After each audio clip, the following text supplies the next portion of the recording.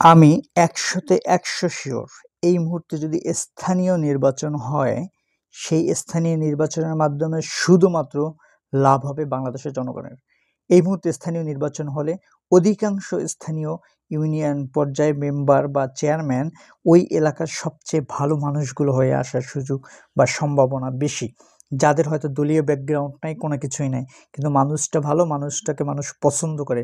মানে মানুষের ভোটের মাধ্যমে সঠিক মানুষ ইলেক্টেড হয়ে আসার সুন্দর একটা সময় এখন যদি স্থানীয় ইলেকশন হয়। কিন্তু বিএনপি বলতেছে এই সরকারের অধীনে জাতীয় নির্বাচনের আগে, এমপি ইলেকশনের আগে স্থানীয় নির্বাচন হওয়া যাবে না। হইলে কি হবে? তারা এই যে ছাত্রদেরকে মানে একটু প্রিভিলেজ দিবে, ছাত্রদের ভিতর থেকে দলীয় ক্যাডার চলে আসবে, এ করবে ও করবে। তাহলে মূল কথা হচ্ছে আগামী নির্বাচনে তো আমরা মোটামুটি ধরে নিয়েছি কম বেশি যেভাবে সিট পাক বিএনপি আসবে।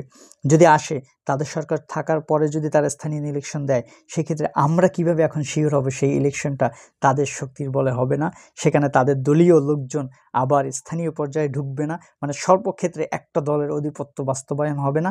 তো সেই অবস্থার চেয়ে এই অবস্থাটা ভালো না, যে সংসদের একটা মানুষ থাকবে এবং স্থানীয় এমপি চেয়ারম্যান যারা আছেন, জনপ্রতিনিধি, সেখান থেকে সমাজের সর্বস্তরের মানুষেরা মানুষের ভোটের প্রতিনিধিত্ব করবে। সুতরাং এমপি ইলেকশনের আগে স্থানীয় ইলেকশন দিতে হবে, স্থানীয় প্রতিনিধি ইলেকশন দিতে হবে, স্থানীয় নির্বাচন দিতে হবে। এবং এই ইলেকশনের মাধ্যমেই শুধুমাত্র এই ২৪-এর আন্দোলনের যে একটা সারমর্ম বা একটা সফলতা পাওয়া সম্ভব, সেই জিনিসটা হতে পারে। অন্যথায় এই আন্দোলনের সুফল এই ৬ মাস ১ বছরের ভিতরে মোটামুটি দাগে শেষ হয়ে যাবে। আমার মতো মানুষ যদি এটা বুঝতে পারে, আশা করি যারা আরও উপরে আছেন আপনারাও বুঝতে পারবেন। সাধারণ মানুষকে আপনারা বুঝান, কোনো অবস্থাতেই এমপি ইলেকশনের আগে স্থানীয় নির্বাচন না দিয়ে এমপি ইলেকশন হতে পারবে না। একজন জনগণ হিসেবে আমার এটা কথা, আপনারও এটা কথা হওয়া উচিত।